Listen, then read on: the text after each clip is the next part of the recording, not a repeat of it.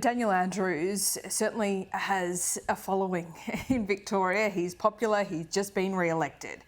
One thing that we need to consider here is what he's saying this morning is actually going to resonate with some voters. His line is, we can't pay for this 12-day sporting event by ripping money out of hospitals and schools. Well, that's not exactly how you manage a budget.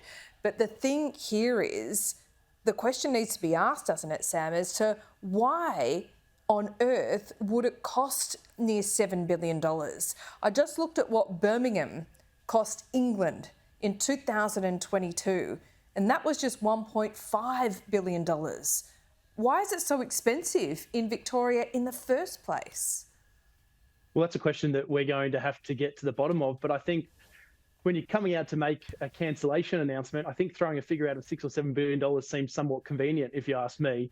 I mean, it's very easy to say it's going to cost that much and convince the Victorian people that, well, if we go ahead with this, it's going to cost you another $3.5 billion on top of our own numbers. This is the government's own numbers. Nobody else told the government what this was going to cost. They said it was going to cost $2.6 billion. They weren't told by the Commonwealth Games Federation or local councils or anybody else. These are their numbers that they've been running with from day dot. Now, somewhat convenient, I would think, that they throw that $6 or $7 billion. It was $6 billion when he started. It was $7 billion within 3 sentences. I mean, there's no firm fixed number there from the Premier anyway. But I think that we really need to start to question where this government is going, what its plans are, what is coming next in terms of cuts. And you've got to remember, the state budget was only delivered less than 2 months ago. And in that, there was already cuts to health. There was already extra taxes on schools. Sure. There was already extra taxes on property that are being handed on to renters. I mean, we're the highest taxing state in the nation. The costs are going up. This government knew the state of its budget and it still continued on. The fact that they are now talking about the Commonwealth Games would have to pull money out of these other areas. The government is already ripping money out of these areas, not because of the Commonwealth Games, but because of its own incompetence. And yes, there is a lot of people that still support Daniel Andrews, but I say now is the time to wake up. It is time to start to realise that they can't deliver everything that they are promising. You can't have it all when the state of the budget is the way it is. Yeah. And it's our job as an opposition now to continue to point that out. But we will stand with those people in regional Victoria who are promised the legacy of the Commonwealth Games. And you've got to remember, seats and areas like Geelong and Ballarat and Bendigo are all Labor-held seats.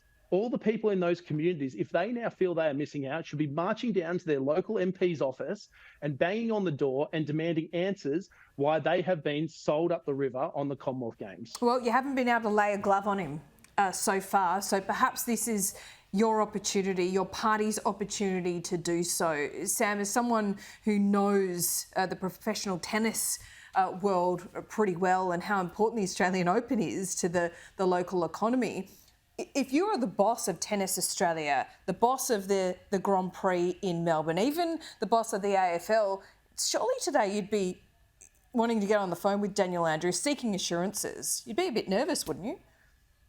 I think everyone in this state should be nervous. We've been told we could have it all, and we're seeing time and time again the government starting to pull back.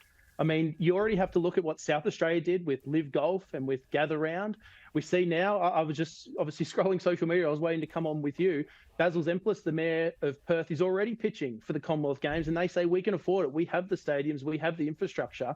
They're now, within 30 minutes of the government announcing and Daniel Andrews announcing that we won't be hosting it, already seeming to be pitching for this. I mean, if these states and cities have that much money in their coffers because they handled the budget and they don't have the infrastructure blowouts that we have, I mean, where does that put Melbourne in the pecking order? We've already seen Brisbane overtake us as apparently the sporting capital of Australia. They've got the Olympic Games coming in 2032 and huge investments going into that city. We saw with the Sydney Olympics, Melbourne fell 10 years behind in terms of infrastructure and spend and the delivery of services on the back of Sydney. I mean, where are we going to sit after Brisbane's been here in 9 years' time? You know, we can't afford the investment because of the state of our budget and the mismanagement of the Andrews Labor government. We are in a position now because of this government. They've been here 9 years. They're tired. They're corrupt. They're incompetent. And you're right. We haven't been able to lay a glove, but I've only been here for a short period of time, and I'm hoping I can be part of the team that actually turns that around as well. Yeah, I wasn't directly criticising you there, no. Sam. You know that, but you certainly got some work to do as part of that team, Sam. As always, we thank you for your time this morning. Appreciate it. Thanks, Laura.